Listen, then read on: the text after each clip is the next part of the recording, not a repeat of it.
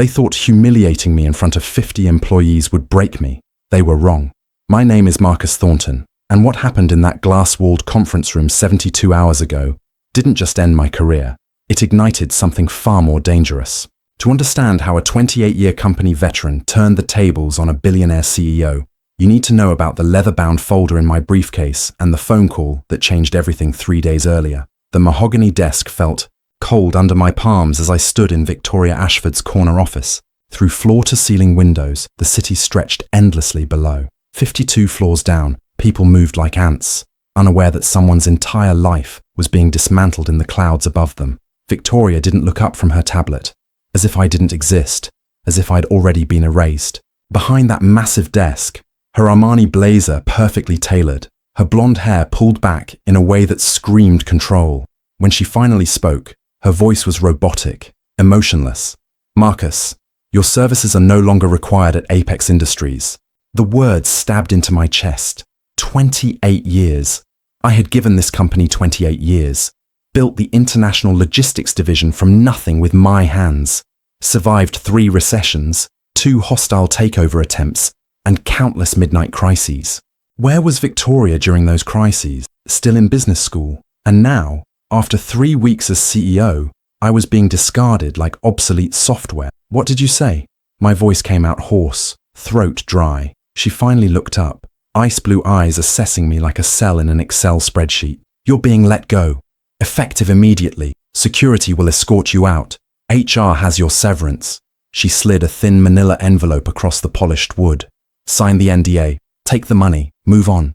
My hands trembled, reaching for it. Inside, 6 months' salary, insulting after 3 decades, and an NDA thick enough to gag me for life. The paper felt so light. Was this all 28 years, Wade? "Victoria, I built the logistics arm of this company. Revenues increased 340% under my leadership. I mentored half your executives. I can." She cut me off, voice sharp as a scalpel. "And I am. Apex Industries is entering a new era, AI-driven automation. Your old-school handshake-based model is a liability." She enunciated each word carefully. "Frankly, Marcus, you're a relic, and relics belong in museums, not boardrooms." There wasn't a single emotion on her face, as if my accomplishments had never existed. The humiliation flowed through me like lava, burning every vein. She wasn't just firing me, she was erasing my existence. Behind her, through glass walls, I could see junior executives pretending not to watch. Some looked away quickly, guilt or fear. Others whispered, eager to gossip. Everyone knew. Victoria had made sure of it. This wasn't a quiet dismissal. This was a public execution designed to send a message. Nobody is untouchable. I picked up the envelope, jaw clenched so tight I thought my teeth might crack. "You'll regret this," I said quietly. Victoria smiled, a predator's smile, all teeth, no warmth. Victory danced in her eyes. "I don't think so. Security is waiting. Don't make this uglier than it needs to be." I walked out with my head high, though security flanked me like I was a serial killer. The elevator ride down was slow torture, descending into hell while watching your soul shatter. Each floor a painful reminder. 15th floor, I could almost hear my team laughing. 32nd, where I'd signed my first major deal. 48th, my desk, with my son's photo. When I reached the parking garage clutching that pathetic envelope, I realized something crucial. Victoria Ashford had made a fatal mistake. She assumed I was powerless. She was wrong, because 3 days earlier, I'd received a phone call that changed everything. Sunday evening, 9:47 p.m. My heart raced. The caller ID showed a name I hadn't seen in years. Harrison Apex, the founder, the man who built this empire from a single Newark warehouse into a global powerhouse. "Marcus." Harrison's voice was gravelly, worn by age and decades of cigars, but steel ran through every word. "I need to see you. Tonight." 20 minutes later, I sat in his Greenwich study. The room smelled of leather and old money, success, power, legacy. Harrison sat across from me, hands folded over documents, his 78-year-old eyes sharp as a hawk's. "She's going to fire you," he said without preamble. My stomach dropped. "What?" "Victoria. She's planning to gut the company, starting with you." The world spun. "How do you know?" Harrison tapped the papers. "Because I still have friends on the board. And I know her type. I've seen dozens of Victorias in my lifetime. She's a scorched earth strategist. She'll fire everyone who remembers what this company stood for, replace them with yes men, and strip mine Apex for quarterly profits, until there's nothing left but a hollowed shell. I leaned back, trying to breathe. Why are you telling me? Harrison leaned forward, fire in his old eyes. Because I'm giving you a chance to stop her. I'm selling you my shares. The room spun. Walls closed in. Your shares? 46% of Apex Industries. Enough to make you the majority shareholder. I couldn't speak. Words tangled in my throat. Harrison, I can't afford... You can, he interrupted, sliding papers toward me. His fingers trembled. Age or excitement? I'm selling them to you for $1. Silence. My thoughts stopped. This couldn't be real. But Harrison's determination, the document's solidity, everything was real. Why? I finally asked. Harrison's voice softened, almost paternal. Because you're the only person in that building who values what I built. My soul. My vision. Nobody knows how many times you've saved this company. Working in the shadows. Taking no credit. You deserve to own this. And more importantly, you're protected. He pulled out an old Mont Blanc pen, ink-stained from decades, heavy with history, and placed it before me. Sign here. Become the majority owner of Apex Industries. And when Victoria tries to destroy you, remind her who really holds the power. My hand shook, taking the pen. The weight wasn't just physical. It was responsibility, power, justice. This was madness. This was impossible. This was justice. I signed my name, ink flowing across the page like destiny being rewritten. Each letter a revolution. Each word a resurrection. Harrison smiled, pride and relief mixed. One more thing. Don't tell anyone. Let her fire you. Let her think she's won. Then, when she's at her most arrogant, when she believes she's untouchable, when she thinks she's God at that summit, that's when you strike. I left his study with signed documents, in a leather folder, and a sense of purpose I hadn't felt in years. For 3 days, I carried that folder like a loaded weapon, waiting for Victoria's move. Each morning, I woke asking, is it today? The tension had worked into my nerves. But what Victoria didn't know, what nobody in that building knew, was that while she was humiliating me, I'd already signed the papers making me her boss. The real question wasn't whether I'd survive her attack, it was whether she'd survive mine. I drove home in silence, the leather folder sitting like a co-conspirator. My wife Elena was waiting, one look at my face, the circles under my eyes, the tension in my jaw, and she knew. They fired you, not a question. My wife's intuition was always right. I nodded. Victoria did it publicly, like a public execution. Elena's eyes flashed with protective warrior anger. That's illegal. We should sue. We're not suing, I said quietly but firmly. I placed the leather folder on the kitchen table. We're taking over the company.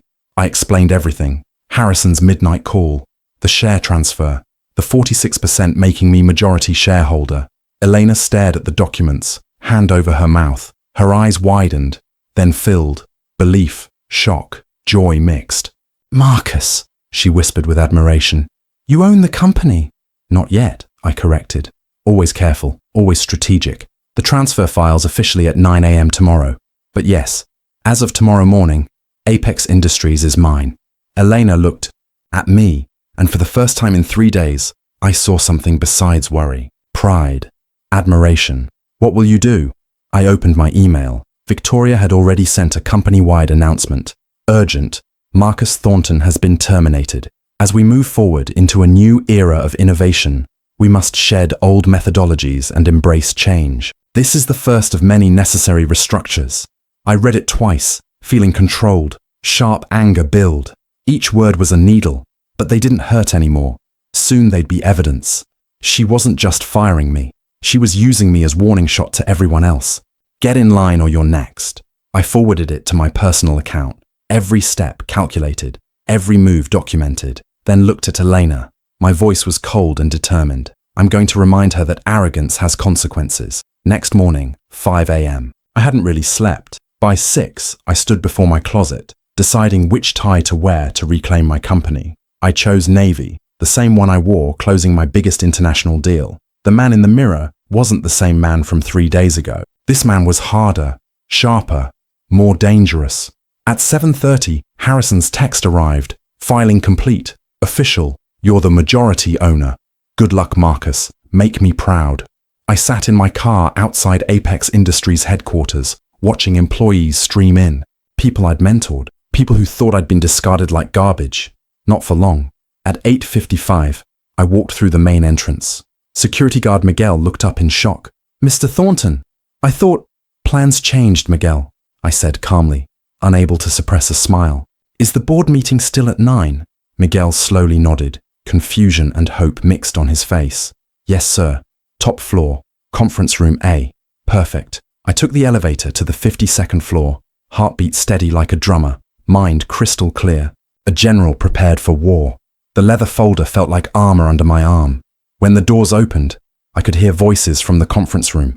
Victoria's voice, loud and confident, holding court. I took a deep breath. Showtime. I paused outside the glass doors. Inside, the entire board sat around the long table. 12 directors, all seated, taking notes, nodding. Victoria stood at the head, mid-presentation, gesturing triumphantly at projections on screen. And with the removal of outdated personnel, she was saying, victory in her tone, we can reallocate resources toward... I opened the door. Every head turned. A collective gasp. Victoria's words died mid-sentence, mouth hanging open. For a moment, nobody moved. Time frozen. Then Victoria's face transformed into a mask of rage, white to red to purple. What the hell are you doing here? She hissed, voice out of control. Security. I walked calmly to the empty chair at the opposite end, the chair reserved for the majority shareholder, the throne. I sat, placing the leather folder before me. The silence was deafening. Good morning? I said evenly, as if arriving for coffee. I'm here for the board meeting. Victoria's face ignited. You were terminated. You have no authority. Actually, I cut in, voice ice calm. I have quite a bit of authority. As of 9 a.m. this morning, I became the majority shareholder of Apex Industries. 46%. I paused, letting the words settle. Which means, Victoria, you now work for me. The satisfaction I felt saying that. Indescribable. Silence. The kind that rings in ears. Steals breath. Freezes time. Directors exchanged shocked glances, looking at papers, the table, the ceiling, anywhere but Victoria. Gerald Hoffman, the elderly, wise, all-seeing man, leaned forward, squinting at documents I'd slid across the table. Is this real? He asked, skepticism and curiosity mixed. Call the SEC if you want confirmation, I said calmly, choosing each word carefully. The filing went through this morning. Harrison Apex transferred his shares to me 3 days ago. Everything is legal, notarized, and ironclad. You can even check SEC's website right now on your computers. Another director, Patricia Chen, mid-40s, sharp as a blade, leaned forward. Her eyes moved rapidly, calculating, analyzing, weighing strategies. Why didn't Harrison inform the board? She asked, professional, but with underlying accusation. Because, I said, meeting her gaze without flinching, he wanted to see who would reveal their true character when they thought I had no power. The implication hung in the air like smoke, filling the room, clogging airways. Everyone at that table understood what I wasn't saying. Harrison had been watching, testing, and he'd graded them all based on how they responded to my termination. Some passed, some failed, and now everyone wondered their own score. Some directors shifted uncomfortably. One, young, ambitious, Victoria's hire, adjusted his tie like it was choking him. Another put down his pen as if it accused him. Some looked at Victoria, loyalty or regret, unclear. Victoria slammed her palm on the table. The sound cracked through the room like a gunshot, making some directors flinch. This is a hostile takeover, she spat, vocal cords strained, losing control. I'll fight this. The board will fight this. Actually, Patricia interrupted, voice cold and measured like a judge reading verdict. If the documentation is legitimate, Marcus has every legal right to be here. In fact, as majority shareholder, he has more authority than anyone in this room. She paused, letting the weight sink in, including you, Victoria. The words fell like a verdict, final, unchangeable, stone solid. I could see the exact moment Victoria realized she'd lost. Her shoulders sagged slightly as if invisible weight pressed down. Her jaw slackened, tension dissolving, and her eyes, those ice blue controlling eyes, went hollow. The eyes of someone watching their empire collapse in real time. Maybe inside. She was screaming, "How can this be? This can't happen to me!" Victoria turned to Patricia, betrayal on her face. "You're supposed to support me." Her voice was fragile, almost childish. The powerful CEO mask had fallen. "I brought you to this board." Patricia's expression didn't change. Her face was a mask. Professional, distant, emotionless. "I support the company, Victoria. Not you. And right now, the company belongs to Marcus Thornton." The words were cold, sharp, merciless. "I'm sorry, but this is a business decision. Nothing personal." "Nothing personal?" Victoria's voice pitched high. But nobody was listening anymore. Directors were looking at each other, raising eyebrows, nodding. Silent consensus was forming. Victoria had lost, and everyone knew it, but I wasn't finished. I opened the folder again and pulled out a second document. This one was thicker, stapled, highlighted in several places, like a general's battle map. The room's energy shifted. Curiosity, fear, anticipation mixed. "Before we continue," I said, voice low but reaching every corner, "I'd like to address something Victoria said yesterday." I looked directly at her, caught her eyes and held them. She wanted to look away but couldn't, frozen like a deer in headlights. "You called me a relic. You said my handshake-based business model was a liability. You told me I belonged in museums, not boardrooms." I spoke each word slowly, clearly, with emphasis. "Remember Victoria?" Victoria's face paled, blood draining, wax-like. Around the table, directors shifted uncomfortably, squeaking chairs, rustling papers, throat clearing. They'd all seen the company-wide email. They knew what she'd written. That terrible email titled, "Total Restructuring, Purging the Old Guard." "I'd like to present some facts," I continued, sliding document copies to each board member. Papers slid across the table with a soft sound. "Over the past 28 years, the international logistics division I built from nothing, from an empty office, one truck, one phone, has generated $7.2 billion in revenue for Apex Industries." I paused, letting the number's weight register. "That's billion with a B." Gerald was reading, eyebrows climbing higher, eyes widening. "These numbers," he murmured, "are remarkable, incredible. They're facts," I said simply, needing no defense. "Every figure audited and verified. By Deloitte. By Ernst & Young.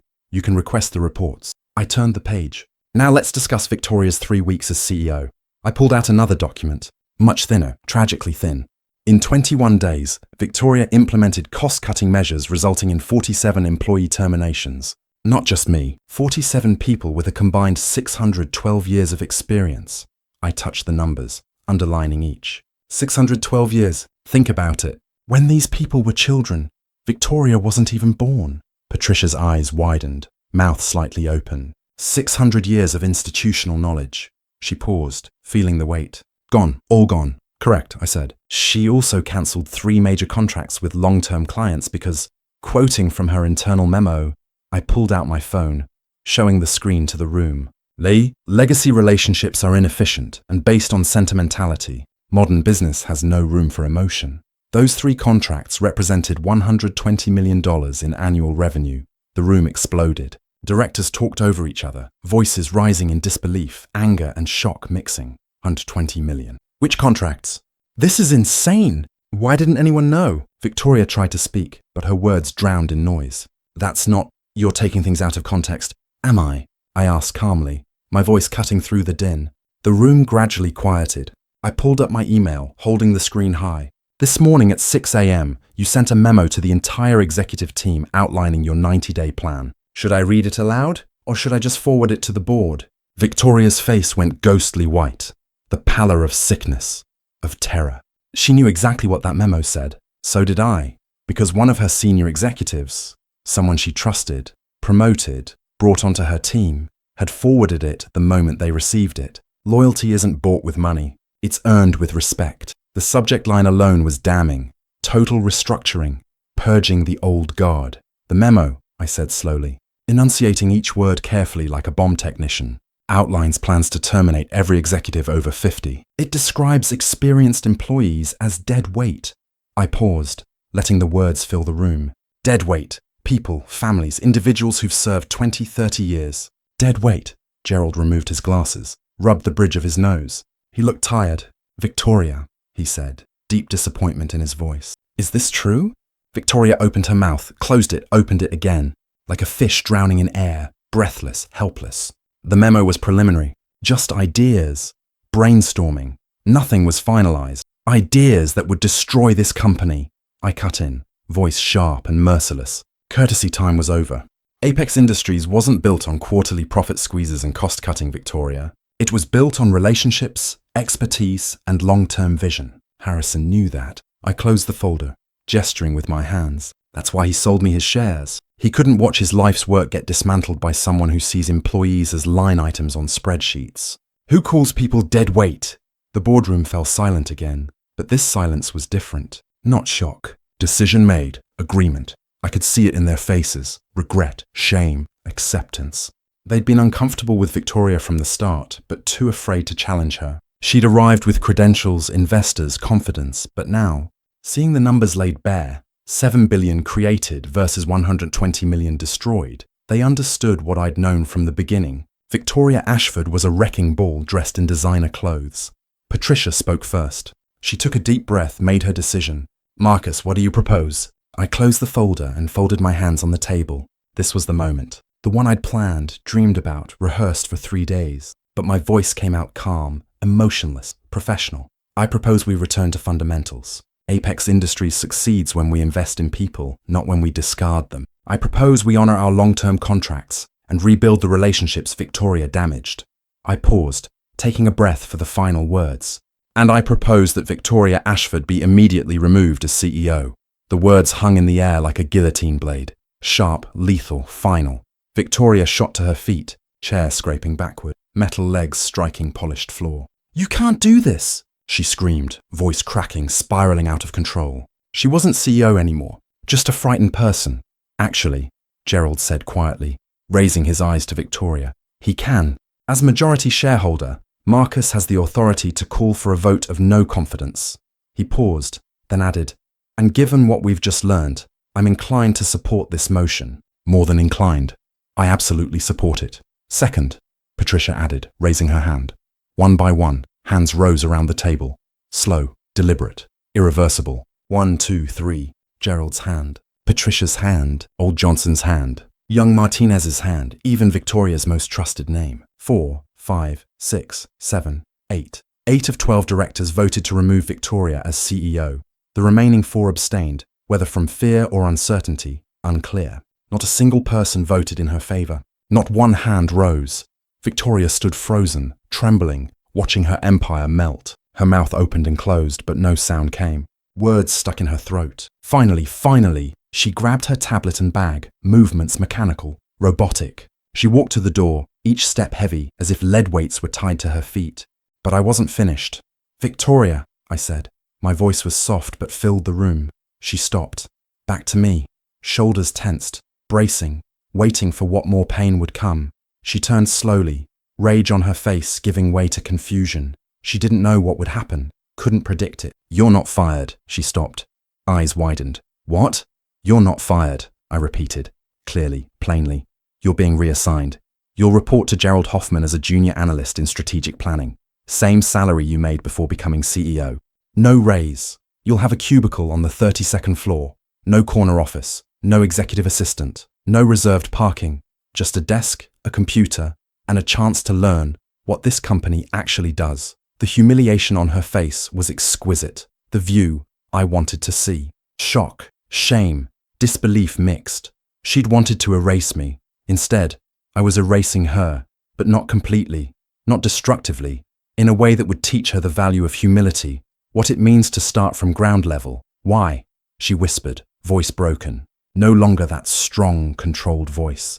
Why not just fire me? I did this to you. I humiliated you. I stood, tucking the leather folder under my arm. The entire room watched me, silent, curious, judging, because I'm not you, Victoria. My voice was firm but calm, not angry. I don't believe in throwing people away. I believe in second chances. I took a step toward her. You're brilliant, smart. You have skills this company can use, but you need to learn something. What? She asked, voice barely audible. That titles don't make you powerful. I paused, looking into her eyes.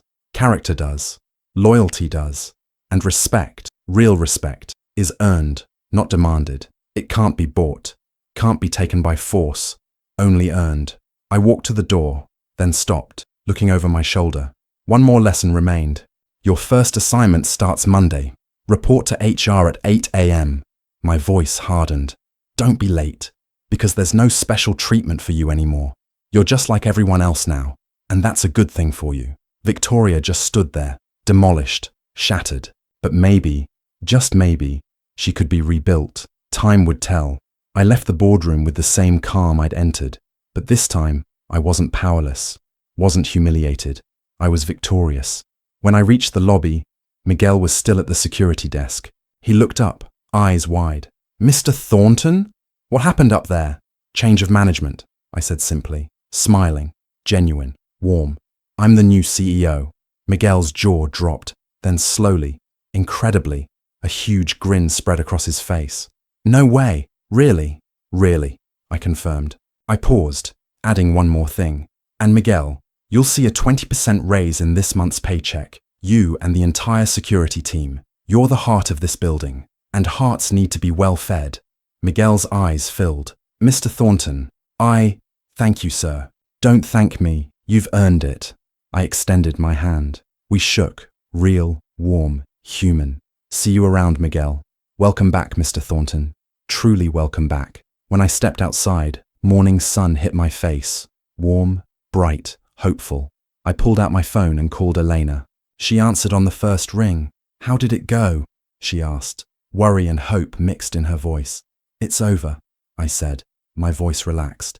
I won. I could hear her exhale, the breath of relief, of joy.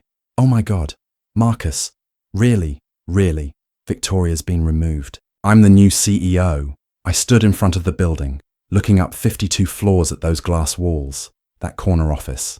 It's home now. Over the next 72 hours, I learned the full extent of Victoria's damage in just 3 weeks. Morale was in the gutter. Employees terrified they'd be next. Clients furious about cancelled contracts.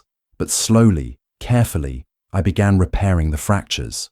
I reinstated the 47 terminated employees. Not all wanted to return. Some had found new jobs. But 26 came back, and the impact was immediate. People started smiling again. I personally called each of the 3 clients Victoria had dropped. 2 returned immediately. The third took more convincing, but eventually agreed. On day 4, I sent a company-wide email. Dear Apex family, recent weeks have been difficult. We've experienced uncertainty, fear, and change. But today I want to make you a promise. Apex Industries is about people, about you, the people who built, protected, and grew this company. Changes will come, but one thing won't change. Our commitment to valuing people. We're correcting past mistakes, bringing back terminated colleagues, repairing client relationships, and clarifying once more. Age, experience, loyalty, these aren't burdens. They're our strength. Together, we'll continue making this company what Harrison Apex envisioned, a place you can be proud to call home. Thank you, Marcus Thornton, CEO. Responses flooded in within minutes. Hundreds of emails. Some were thank yous. Some were stories. Some just said finally, but all said the same thing. Hope had returned. 2 weeks later, I saw Victoria in the cafeteria. She stood in the coffee line, like ordinary employees, cup in hand, wearing a simple shirt instead of Armani. No makeup, hair in a bun, but looser, less controlled. I approached. Victoria. She turned, panic flashing in her eyes, then acceptance. Marcus, can we sit? She hesitated, then nodded. We sat at a small table by the window. For a long time, neither of us spoke. We looked at our coffees, listened to surrounding noise, searched for words. Finally, Victoria spoke. Her voice was low, broken. I was wrong. She raised her eyes, looked at me. About you, about the company, about everything. I listened, didn't interrupt. When I came here, I thought I knew everything. She smiled, a bitter smile. I had my MBA, experience, success stories, and I thought, these old guys don't know. They're living in the past. I'm the future. She shook her head. But I was wrong. To understand the future, you need to understand the past. And I didn't value the past. Go on, I said gently. For the past 2 weeks, I've been doing supply chain analysis, studying numbers, and I realized something. She paused. Every relationship you built, Every inefficient handshake, every unnecessary phone call, every old-fashioned dinner, they were all investments. Trust investments, loyalty investments, and those investments have generated millions over decades. Billions, I corrected. Billions, she repeated. You're right. She looked at her coffee. I saw people as numbers, line items, expenses, but they're people, stories, lives, and I couldn't see that until I was buried. For the first time, I saw something real in Victoria Ashford. The mask had fallen. Why are you telling me this? I asked. Because I wanted to thank you. Her voice trembled. You could have fired me, destroyed me. Everyone would have understood. But you didn't. You gave me a second chance. Her eyes filled. Nobody's ever given me a second chance before. Victoria, I said, leaning forward. Everyone makes mistakes. What matters is what you learn from them. I'm learning a lot. She wiped her eyes. I'm learning humility, patience, how to listen to people. She paused. And maybe years from now, I'll learn how to be a real leader. You will, I said. But don't rush it. Leadership isn't a sprint. It's a marathon. 3 months later, Apex Industries reported record profits. Customer satisfaction up 38%, employee turnover down 60%, and company culture, that abstract thing so hard to measure, had healed. The board unanimously made my CEO appointment permanent. Harrison Apex called to congratulate me, voice full of pride. You did it, Marcus. You saved the company. Our company, I corrected. And this is just the beginning. That night, in my new office, formerly Victoria's, before that Harrison's, I sat and looked at the city view. 52 floors below, people moved like ants. But I saw them differently now. They weren't ants. They were people. People with lives, families, dreams. And I was responsible for them. On the desk, the leather folder still sat, the documents that changed everything. Beside it, Harrison's Mont Blanc pen. Use it well, he'd said. And I would. 3 years passed. Apex Industries tripled in size. Victoria became a senior director, leading with empathy and humility, a true leader. Harrison Apex retired peacefully, knowing his legacy was secure. And me? I still look at that leather folder every morning, the documents that changed my life. I touch Harrison's pen, and I remember, the most dangerous person in any room isn't the loudest, isn't the most powerful, it's the underestimated one. Because that person is someone with nothing to lose combined with everything to prove. And I proved it, not just to Victoria, to everyone, but most importantly, to myself. Marcus's story reminds us, power is temporary, arrogance leaves permanent scars, and sometimes the greatest victories are planned in silence. Never judge someone by their current position, because tomorrow that person might be sitting across from your desk.